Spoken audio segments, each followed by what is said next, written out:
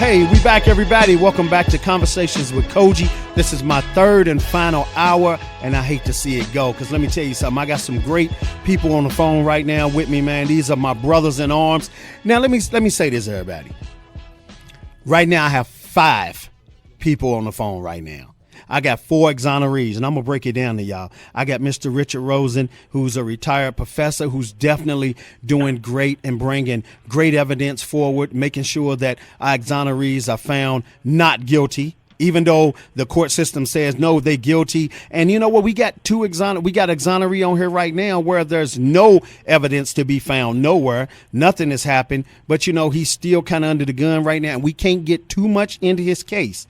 We can't get too deep in this case. Mr. William Lopez, he'll be in a minute. And, you know, Mr. Jeffrey Deskovic, he'll be in a minute. So I can't ask William too much, but we can hit on it just a little bit. But Jeffrey's going to break a lot down. So to anybody that's just tuning into the show, this is our third hour. Title of the show, I've Been Falsely Accused. We have Mr. Maurice Carwell. We have Mr. Nick Yarris. We got Richard Rosen. We got William Lopez. And we got Jeffrey Deskovic. And let me tell you something, everybody. This show really means a lot. But let me do this real quick. Let me go to both of my co-hosts today. I want to go to Maurice. Maurice, once again, this is the third and final hour. Quick, everybody, we got to answer things quick because we got a full house and everybody has something to say. And I need the information from everybody. Richard, I'm going to be pulling to you a lot right now because you're one of the people that helped bring this evidence to life and get all these guys out of prison. You know what I'm saying? And future people to come. So I need people to listen. And Richard's going to tell us what can we do as a community, what can we do as a public to also help these guys out. Maurice, Nick, everybody's going to talk about, you know, what we can do. But first, I want to go to Maurice quick as possible. Then I'm coming to Nick. Maurice, how important is the show today, and why are we doing it? And this show is very important, man. You know, it's you know, a lot of people say phenomenal, man. We need to do many shows like this to get people involved. You know what I'm saying? You bring awareness, man. Just like a person go to school and get knowledge, man. This is knowledge that every person in society need to know, man, about the system, man. You know what I'm saying? The same system that we look at to protect and serve us, we got to also understand in our mind it may be one day used against us, and we need to find a way to plug that up. That's right. There it is. Nick, real quick. Hello, everyone. It's very nice to be back on the show again, Cogee, and I've been just listening to everybody sitting here, having my cup of hot chocolate that my missus made for me as a treat because I've been sitting there for 3 hours listening. And we appreciate you. No, I can appreciate. I have a serious spinal condition. It's been making it very difficult for me pain-wise, but I'm trying my best to manage this. I really want to say again that what a great honor it is to be on the radio show today with the other exonerees and Richard especially, because I know his time is important in the things he's been doing for so long. And I really feel that you know, it's a once in a lifetime opportunity to start something that I hope that you continue with now that you're now taking this program on full time. Because I like that idea that it's not just going to be number 4. It's going to continue with something that you want to start here. And any way I can help, just let me know. I really mean that. Richard. Yeah. Oh, he was talking to you, Nick. Oh, did you hear me? I didn't. I'm sorry. Okay. Oh, I was sorry. I was just saying it was a great honor and a pleasure to catch up with you and to hear from you. And Thank you. I really am grateful for the efforts that you're making.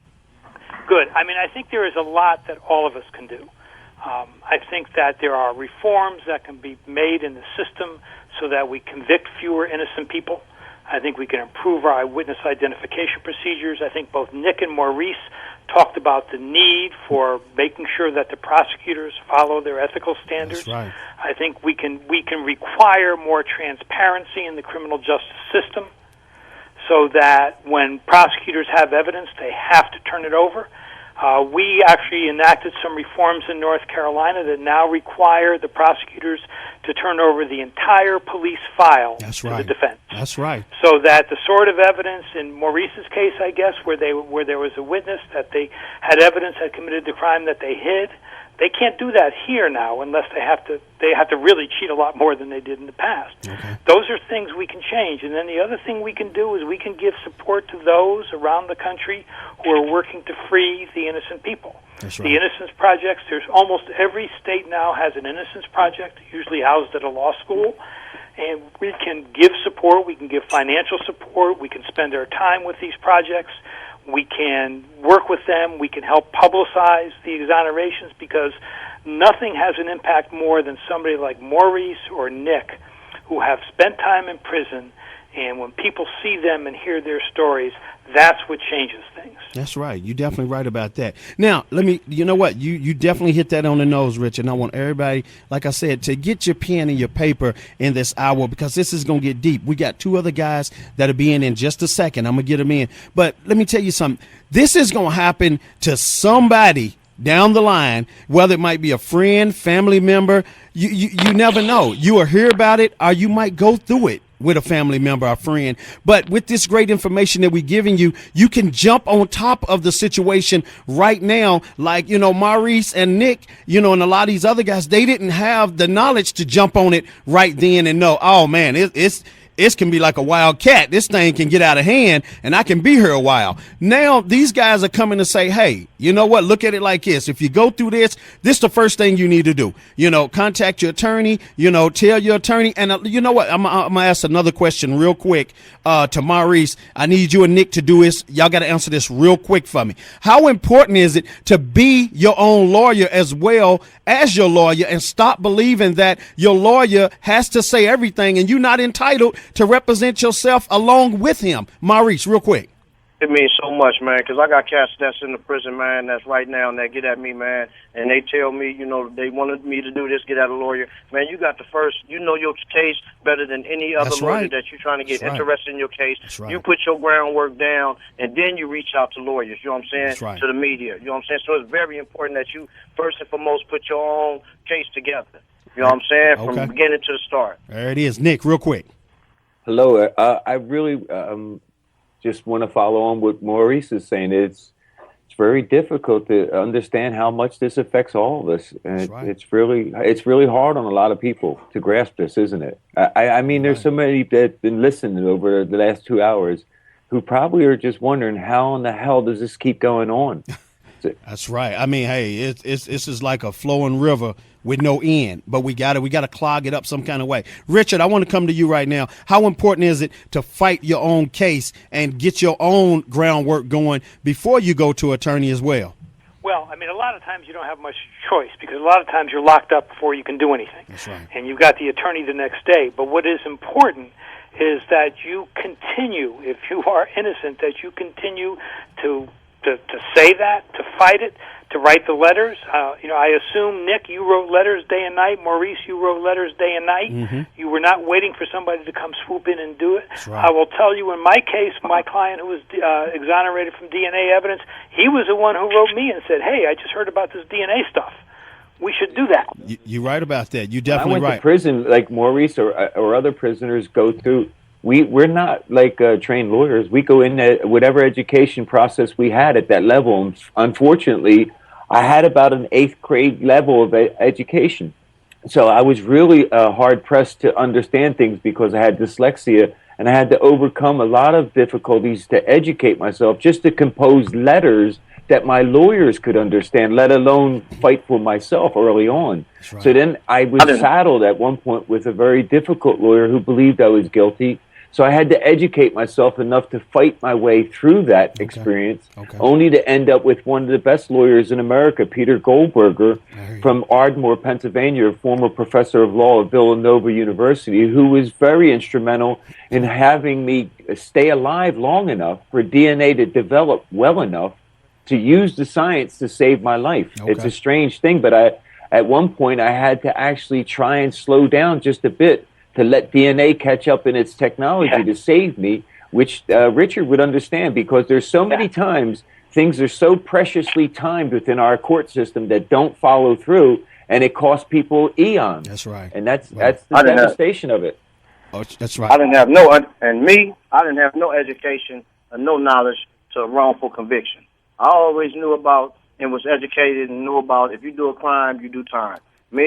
So therefore, when I got in there, it was the people that was there that helped me as well, gave me strength. You know what I'm saying? That's right. For innocence, they could never, far-fetch or see a person really, truly innocent. So for them to see that, that was my generation, that kept me fighting, man. I hear kept you. me motivated as well. I hear you. And Now, part hold on. of the responsibility is, one other thing, part of the responsibility is on us as a society to provide good lawyers for folks. I hear you. Because you can't expect people who are swept up in this to be able to fight effectively without the help. That's right. And we need to provide that. That's right. That's important. I hear you. Now, hold on one second, everybody, and then we're going to take a break. And we take a break, we definitely got to get William Lopez in and Jeffrey. We got to get him in. So we have a veteran here today who's been listening to this whole situation from Vietnam, and he wants to give you guys some love right now. He caught the city bus down here to the radio station to be a part of this with me and to give you guys much love. Go ahead, Uncle Drew. This is Out of Maurice and Nick. You guys there? I'm here. Sir. All right. Your name? Yeah, this is Uncle Drew. Cogee calls me Drew. My name is Andrew. All right, I've been listening to you guys, and my mind's been racing on the good and bad that's in this world, and you guys were victims. Me, I kind of parody what you guys went through, because I went through to Vietnam when I was 20 years old. I didn't want to go. So my mindset was, I got to go there and maybe have to kill somebody in order to survive, but I'm doing what I'm supposed to do, being an American. I've seen a lot of things that occur to people where things are imposed on them. I was imposed as a 20-year-old. I lost my dad when I was 10 years old. He got killed at work at a steel mill in Pennsylvania. Lo and behold, that's the state I'm from. I'm sorry this happened to you. And it happens all over the country. It happens all over the world, actually. And I think it's because there are people that have fear, and that's what they want to do. They want to send out the police to do, gather the bad guy. And the policemen really, if they're in their capacity of their job and they stay within their capacity, that's all they need to do. They don't need to judge and to try to figure out if you're innocent or guilty. They should just try to do a good job at being a detective, because they're sent out there. They're sent out there because somebody told them, hey, we're looking for somebody. And in your cases, it was being a victim of being at the wrong place at the wrong time. And it's happened to me. I've been in jail a few times, and recently, where I didn't break any law, but because somebody called and said, hey, this guy here, we suspect him of doing something, and we want to find out. And it's like being a witch on a witch hunt. They didn't care. They just wanted to get somebody that day because of fear. That's one of the things that kind of motivates people. I hear you. Thank you, Drew. I appreciate that. All right. But we got to take a break for a minute, and then we got to come right back in, and we got to get our guys in. I do thank you for coming and being a part of the show today, Drew. Thank you, Cogee. All right. So everybody stay locked in. Hey, this is the third hour, Conversations with Cogee. Hey, this is my title of the show. I've been falsely accused, part 4. And I said we got great guys in here right now with great information. Stay locked in. We coming right back real quick so we can get this thing going. Hey, we back, everybody. Welcome back to Conversations with Cogee. So, the title of the show today, for everybody who's just tuning in, I've been falsely accused, part 4. We got Mr. Nick Yarris, who's definitely, his story's done been so deep and so strong. He's exoneree. We got Mr. Maurice Carwell, who definitely is bringing it, and me and him been pushing this fight, ever since I started, and he's exoneree. We got Mr. Richard Rosen. He's a retired professor who's definitely doing a great job in finding, falseness in the whole system when it comes to people being accused of things that they not being accused of. In this hour, we got a special guest, and I'm going to go to my producer right now, and she's going to bring them in, and we're going to get these other two guys in. She can tell it better than me. Go ahead, Jay. I couldn't wait to get these guys in, so I'm excited to introduce to the world Jeffrey Deskovic and William Lopez. Jeffrey was on one of your previous shows, and everyone can tune in to iTunes to download that, part 3, on the I've Been Falsely Accused. But at 16 years old, Jeffrey Deskovic was arrested for murder and rape, and 17 by the time he lost the trial.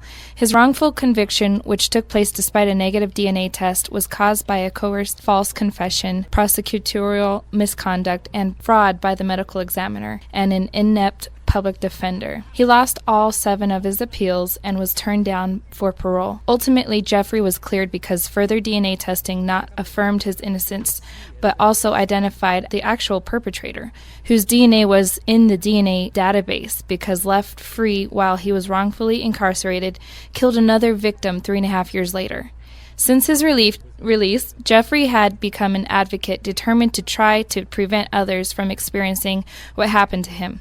To that end, he had given more than 80 presentations across the country, authored more than 200 articles on the subject, lobbied elected officials in New York and Connecticut, and testified at legislative hearings where bills aimed at wrongful conviction prevention and the death penalty were considered, and he had given many multimedia interviews, in effect trading privacy in exchange for a greater awareness about the issues. About 2.5 years ago, he was able to settle some of the litigation he initiated as a result of his wrongful conviction, and he committed $1.5 million over 3 years to launch the Jeffrey Deskovic Foundation for Justice, whose purpose is to battle wrongful convictions. They have 4 goals: raise awareness, obtain legislative changes to prevent wrongful convictions, clear those who have been wrongfully convicted, not simply in DNA cases but also non-DNA cases, and help exonerated reintegrate back into society. Since his release, he has completed a BA degree from Mercy College and is now putting the finishing touches on his thesis in order to receive a master's degree.